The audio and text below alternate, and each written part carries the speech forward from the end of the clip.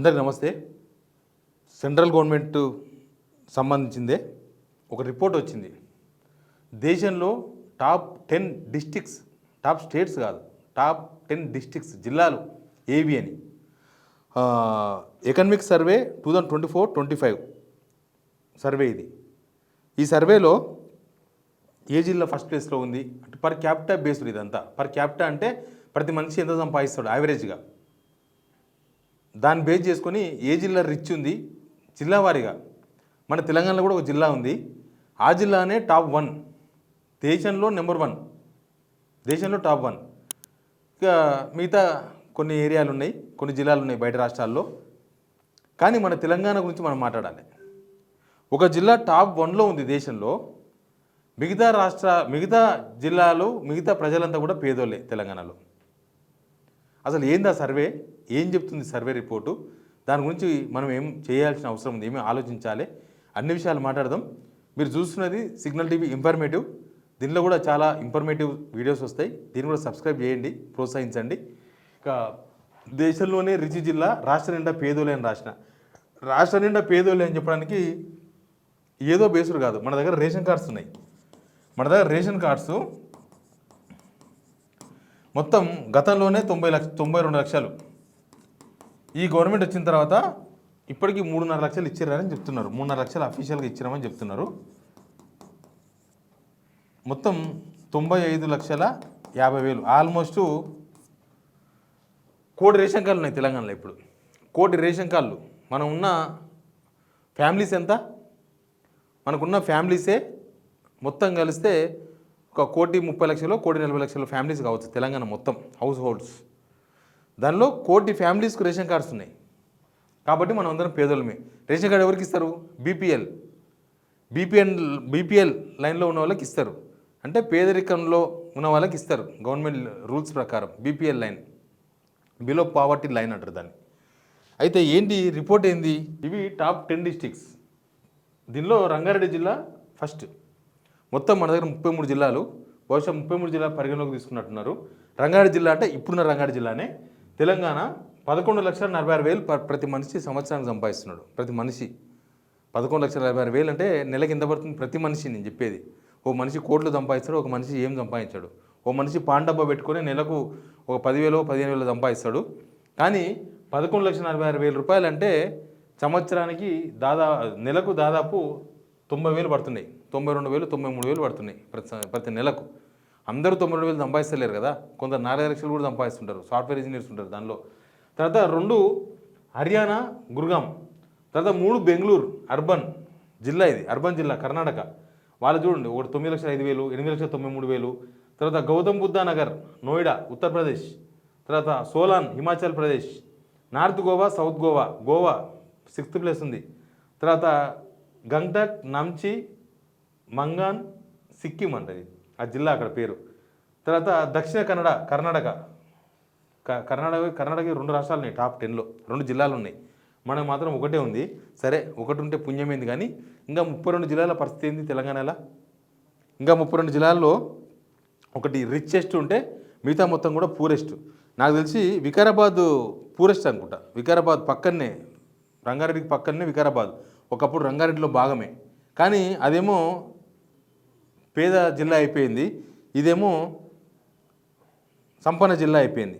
అసలు ఇది దేనికి సంకేతం?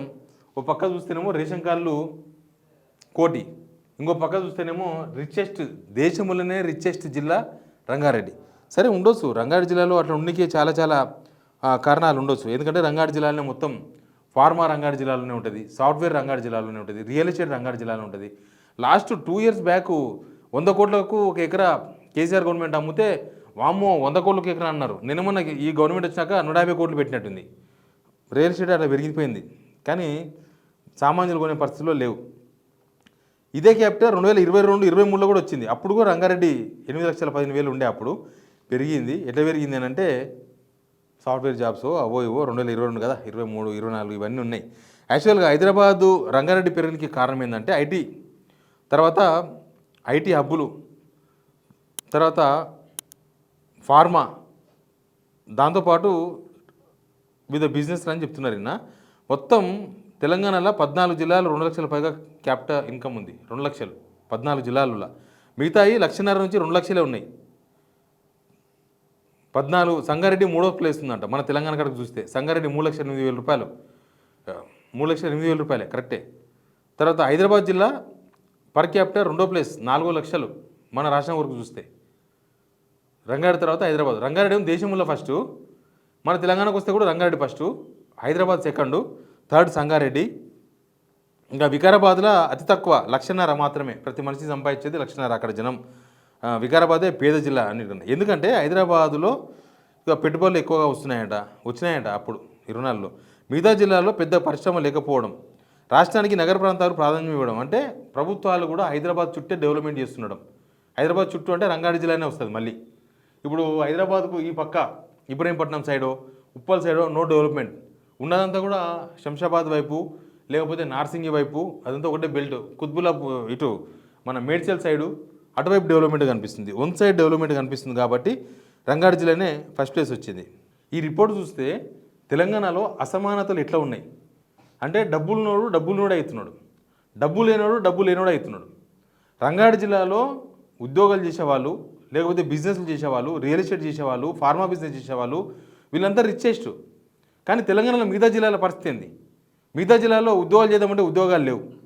మిగతా జిల్లాలలో అయితే రియల్ ఎస్టేట్ అసలు లేనే లేదు. ఇప్పుడైతే మొత్తానికి పోయింది. అసలు ఒక్కొక్క జిల్లాలో ఒక్కొక్క రంగం ఇంపార్టెంట్ ఉంటుంది. బట్ అన్ని గవర్నమెంట్లు కూడా రంగారెడ్డి జిల్లాకి ఇంపార్టెన్స్ ఇవ్వడంతో రంగారెడ్డి జిల్లా అయిపోయింది. మెదక్, సంగారెడ్డి, నిజామాబాద్, ఖమ్మం సిమెంటు, రైస్ మిల్లులు కొంతవరకు ఉపాధి కల్పిస్తున్నాయి. ఇంకా కొన్ని పెద్ద పరిశ్రమలు BHEL, Singareni support units, pharma units కూడా సంగారెడ్డి ఏరియాలో మనకు కనిపిస్తాయి. అయితే వరంగల్కి వస్తే వ్యవసాయం, రైస్ మిల్లులు, హ్యాండ్లూమ్, చిన్న పరిశ్రమలు. తర్వాత కరీంనగర్, మహబూబ్ నగర్, నల్గొండ, ఆదిలాబాద్ చూస్తే వ్యవసాయం, మైనింగ్ ఈ రెండే. ఇక గ్రానైట్ ఎగుమతులు పెద్ద పరిశ్రమలు. IT అసలు లేనే లేదు ఇక్కడ.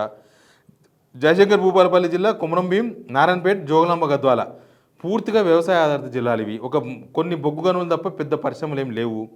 ఇట్లా మొత్తం డిఫరెన్స్ జిల్లాల వారీగా చూసినప్పుడు అసలు ఇండస్ట్రీస్ ఏం లేనే లేవు.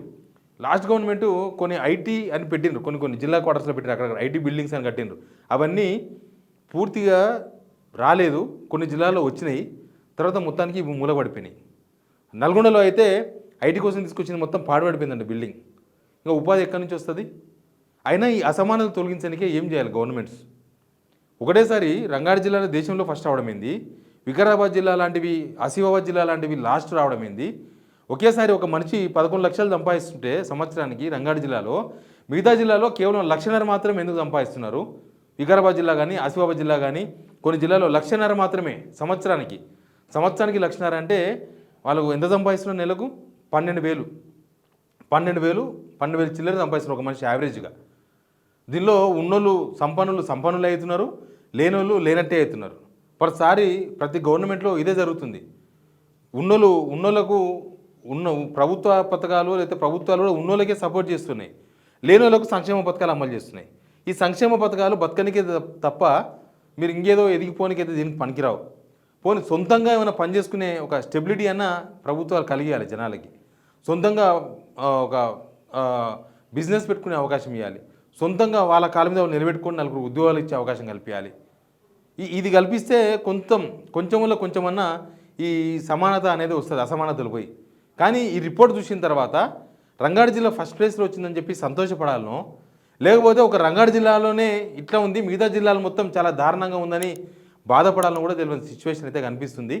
మీరు కూడా కింద కామెంట్ చేయండి. ప్రభుత్వాలు ఏం చేయాలి? ఈ అసమానత పోవాలి. రంగారెడ్డి జిల్లా మాత్రమే ఎందుకు సంపన్న జిల్లా? తెలంగాణ మొత్తం సంపన్న రాష్ట్రం ఎందుకు కాకూడదు? కింద ఉన్న జిల్లాలకు ప్రభుత్వాలు ఏం తోడ్పాటు చేయాలి? ఆ జిల్లా జనాలకి ఏం చేయాలి? యువతకి ఏం చేయాలి? ఉద్యోగాలు కల్పన చేయాలన్నా, ఇంకా వేరే ఏమైనా చేయాలన్నా? అసలు ఈ ప్రభుత్వం వచ్చినాక ఏం చేస్తుంది? మీరంతా సంతృప్తిగా ఉన్నారా? అన్ని విషయాలను కింద కామెంట్ రూపంలో చెప్పండి. Please subscribe signal TV informative.